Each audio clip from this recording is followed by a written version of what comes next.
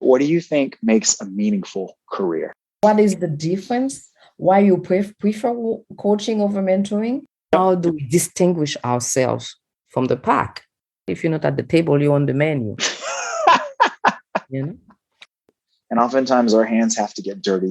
What could be the best outcome for this situation? I'm Michael. I'm Regine. And this is Gears in Motion.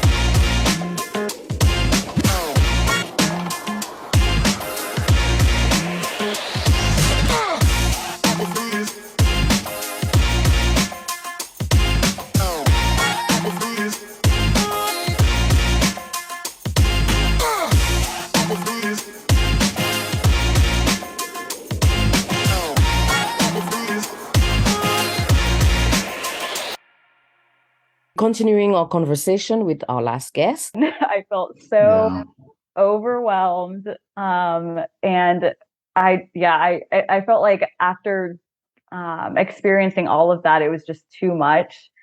And tried to really like slow down. And I'm thankful. Like I did have conversations with my supervisor about that and how I was feeling overwhelmed. And so he did actually do a lot to try to support me with sharing some of my workload. He like took some of the burden off of me, which I was really grateful for. But just continued on this track because, you know, I'm thankful, but I did well in that position. I did well under the stress and stuff. And so even, you know, later, like I was still getting requests even from other districts asking me to come in and help them with different vacancies that they had. And I think that just going into 2021 and into the new year after that, I was just doing a lot of reflecting of like everything that I had experienced and like knowing that this is, you know, like, again, I was very thankful that everyone, like my supervisors and senior management thought very highly of me. But if this is just like a taste of what I'll be experiencing in the future, like the type of work that I'll be doing, because since I acted as a resident engineer for 4 months, I did get a very good experience of what it was like to really manage like every section, land use, pavement management, like everything. And is that what I wanted? And even like I got to contemplate a lot about my leadership style because after working with my mentor, my supervisor for so long, I found myself trying to lead like he did. Yeah. But that really did not work for me at all. Yeah. And I think that was really what caused like half of my stress was trying to do things like he did. And so I just took a long time, like really thinking about that and thinking about like, is this where I want to stay? Like, how do I want to express myself like in my positions? And how can I grow here? And just after like all of that contemplation, I thought like, I think I need to go. I think I need to try something different. I've been at VDOT my entire career and I love it. I love the people here. I love the work that I do, but I think that I need a taste of something different. I need to try something else. And so that's kind of what started my journey of like advocating for myself. At that point, once I made the decision, I did not hold back. I told everyone I'm looking for jobs. I'm probably not going to stay. I'm looking for something else. I need to try something new. I told my supervisor, I told like even our, like the senior management who I had a good relationship with, that I just felt like I needed something new and different. And so, about a year later, here I am. Well, no, I think that's great because I think it shows some diligence on your part because you were being excellent at what you were given, and to the point, right, where people from other areas were like, okay, let's give her more responsibility. Let's give her more responsibility. Let's get her to help and assist with what we're doing. For our viewers, I'm going to characterize what a residency engineer looks like, just since I've seen a little bit of that function in my previous role, but essentially, resident engineer. Think of an engineer that's in charge of a certain set of counties, a certain square mileage area. They're responsible for making sure that the roads are paved. They're making sure that people get paid, that we're in compliance with HR and civil rights, and we're following the environmental policy and rules that have been brought down from the district. I mean, Bethel was in charge of quite a bit. And Bethel, how many years before you became a people manager? 3 years. 3 years. So I mean, you're taking someone that graduated from the world's best civil engineering program, and then no bias there, of course. Graduated from the world's best civil engineering program, and then went into management within 3 years. I mean, you gained invaluable experience across different business functions, and I've always said this time and time again that VDOT's managed really, really well. It's managed like a Fortune 500 company, but at a state level, and done very well. So that's just impressive. That speaks, I think, to your aptitude. I think it speaks to the way that you approach problems, and then I think finally just the way you gracefully thought about your skill set, what you wanted to do, and then how to be a good leader. Realizing that you have to develop and adopt your own kind of like leadership style to be effective and to be true to you. So that's encouraging. I love that.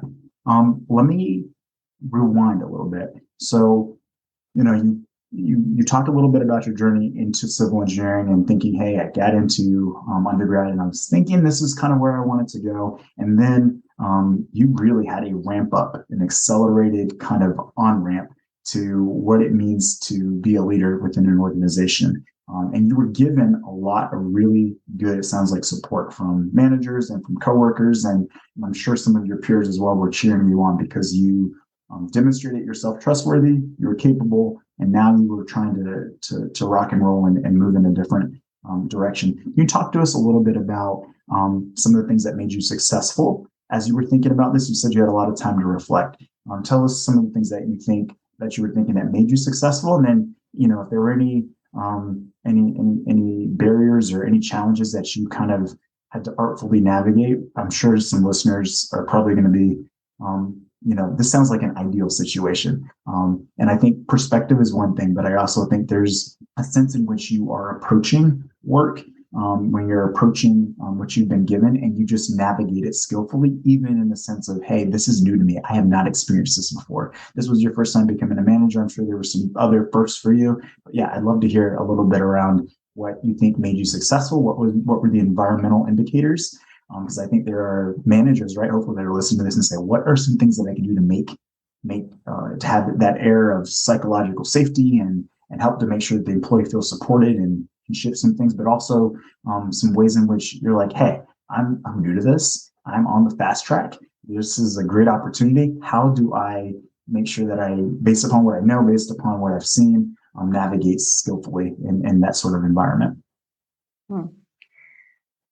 That was a lot. So let me know if there's anything I did not answer. But as far as what I felt made me successful, I think that, to be honest, like a big part of that was the rotational program. I think being able to, I think there are what, like probably 10 to 15 different sections at VDOT that you can rotate through within that 2-year period.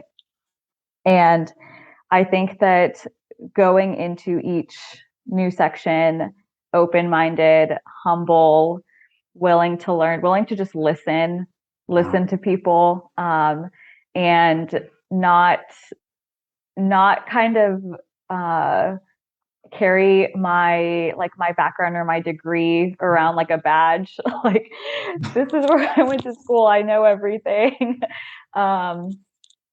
But really be humble and just be willing to learn. Like, I had a lot of the my coworkers that I worked with in that time said that they really appreciated that I was willing to learn from them. The guys who had been working there for 20 years, that had seen almost everything, they appreciated that I thought that there was a value in what they knew.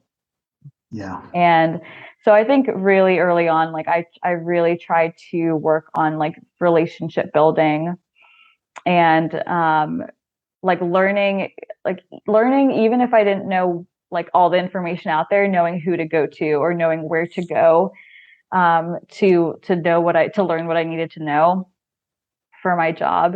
And I really quickly just started to rely on key people. Like, I knew who I could go to support me, and who could guide me, steer me in the right direction. And just developed relationships where I genuinely cared for them and wanted to support them and help them out, and vice versa. They cared for me. And so anytime I was in a pinch or like needed something really quickly, or even if I had messed up and I needed to just confess, like, I apologize, I messed up and I'm in this bind now and I really need your help. Like, they were willing to come in behind me and support me however I needed it. And so knowing how to ask for help, knowing how to apologize. And I think even like as I like developed more and got into like that leadership position, knowing when to trust my employees. Like, I don't need to do everything. I think early on I really tried to do everything on my own, and I really stressed myself out. But learning, like, I can sit back and delegate and like really trust that they know what they're doing. And then at the same time, like, be able to really stick up for them and support them when they needed me to, as their supervisor. That like, I can, my boss, my mentor used to say a lot that he would rather take the hits himself than let us take them for him, or just, even if it was like our mistake, he would rather like be in front of us and like shielding us from any of the damage. And I think that I really like that. I admired him for that, and I tried to do the same thing. We had like a big safety issue actually in our land use office when I first became the acting resident engineer, and just had a contractor that we had issued a permit to that was doing important work. It was something that our permitting specialist was just, it caused him so much stress. Like, he felt like he was dealing with a nightmare, and that no one was supporting him, no one was sticking up for him. And I was grateful that in that position, like, I could say, you know what, like, I'll stick up for you. Like, I know that this is important to the county, but they need to be willing to work with us. But like, let's figure out what we can do so that you're not having to deal with the brunt of this issue, because it was really only affecting him. It was easy at my level to just say, oh, well, you're just going to have to deal with it. But I was glad that I could like sit everyone down in a meeting and say, no, like, we're not going to let you treat him like this. He can't be like chasing after you every day, like following your work zone. He needs to go out and do the rest of his work, in our other counties. And so being able to support him, like, I felt really good about that, and he was thankful for it too. So I think just a lot of the kind of the social, personal things are, I think, what made me like successful. I wanted to ask you the next question, and Sure. I wanted to ask you, so were there days when you felt like giving up? And what would cause you to feel like this? But more importantly, what did you do to move beyond that moment? I I think that there were definitely days that I just felt like I would go to the office and just feel like what am I doing here? Like everything would look like a blur. And would feel like I didn't know what my next step should be. Like I had all this work and I would just feel like I didn't know what to do next. And to be honest, I think that I'll say outside of my faith, because I think that my faith has been a rock throughout my entire life, and especially like at work. But I think it was that, over the course of my time just working, because what I had done at the residency was so interrelational. Like I worked not only with our staff, but also with citizens, every day, and board members. And I knew like what the real impact was of the work that I was doing. And I really think that like knowing that what I was working on is something that like helps someone, like it really tangibly helps someone. It helps them get to where they need to go. It helps them feel safer on the roads. Like we had I still think about this to this day. We had a family reach out to us because they had been just advocating for VDOT to make some safety improvements at a curve on a road that their daughter had died on. And they had been advocating for years, but like they had connected with Alan and I, and we worked with them and just made it a priority. Like, low cost safety improvement, made it a priority to do the work. And they were just so thankful, so thankful. And it really was a situation that brought tears to my eyes because I could tell how meaningful it was to them. And so I think like things like that, like just like every little thing really can make a difference. And so I think when I remembered encounters like that I had, or, just times that a citizen or a board member would say that they were really thankful for what we had done, or just me knowing like how hard like our employees work, even for little, like, stuff like snow removal, like they really do a lot. And I wanted to be the best that I could be for them. All right. That's awesome. Yeah, I love to hear that. This is Regine. This is Michael. Until next time.